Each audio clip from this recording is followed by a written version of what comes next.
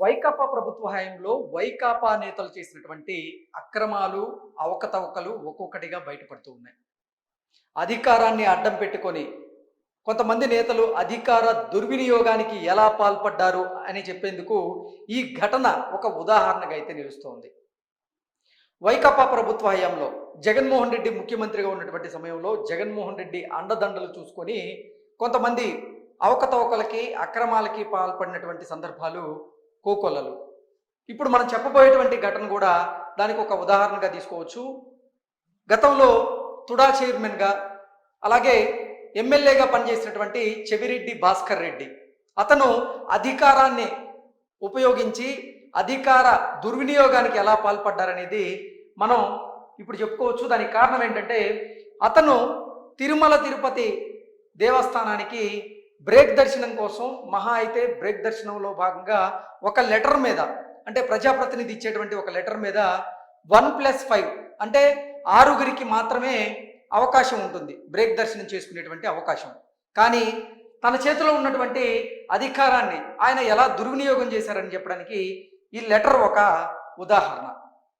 ఒక్క లెటర్ మీద doctor Chevireddy Bhaskar Reddy MA BL PhD ఆయన పేరు మీద ఉన్నటువంటి ఈ లెటర్ తోటి ఆయన అధికార దుర్వినియోగం చేస్తూ 6గురికి మాత్రమే దర్శనం అవకాశం ఇవ్వాల్సింది పోయి 55 మందికి ఆయన ఒక లెటర్ మీద అవకాశం ఇవ్వడం, అది అసలు ఇప్పుడు నిజంగా 2 తెలుగు రాష్ట్రాల్లో చర్చనీయాంశంగా అయితే మారింది. ఒక VIP బ్రేక్ దర్శనం లెటర్ మీద కేవలం 5 లేదా 6గురు మాత్రమే దర్శనం చేసుకునేదానికి అవకాశం ఉంటుంది.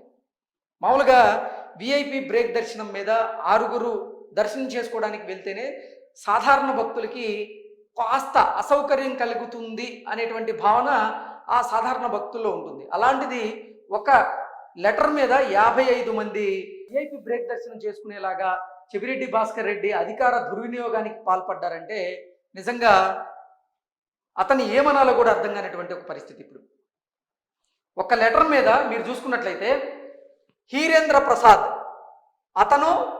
అతని పేరు మీద 6గురు మెంబర్స్.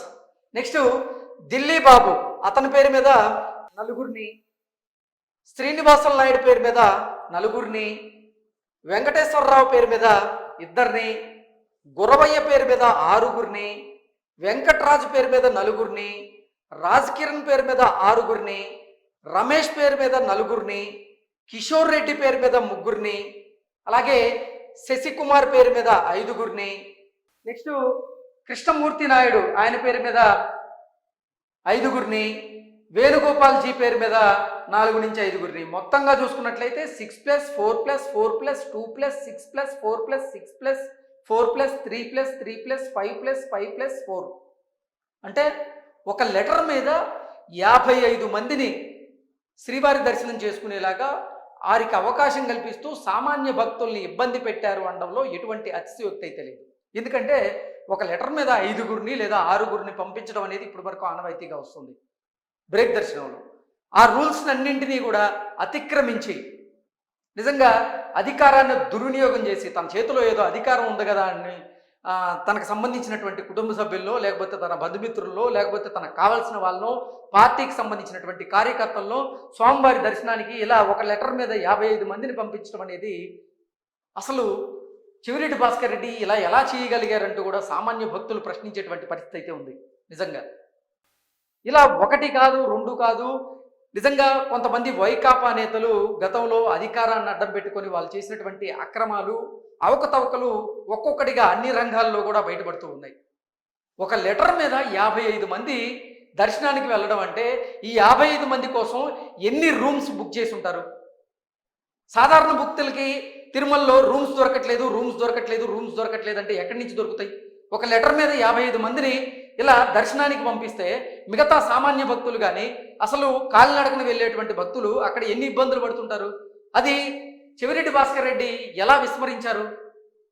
ఒక ప్రజాప్రతినిధి అయ్యండి ప్రజల కోసం ఆయన పనిచేయాల్సింది పోయి తన బంధుమిత్రుల కోసమో, కార్యకర్తల కోసమో, లేకపోతే తనకు కావాల్సిన వారి కోసమో ఇలా లెటర్లు ఇవ్వడం ఏంటంటూ కూడా సామాన్య భక్తులు అయితే నిజంగా ప్రశ్నిస్తూ ఉన్నారు. ఇది జరిగింది ఎప్పుడు?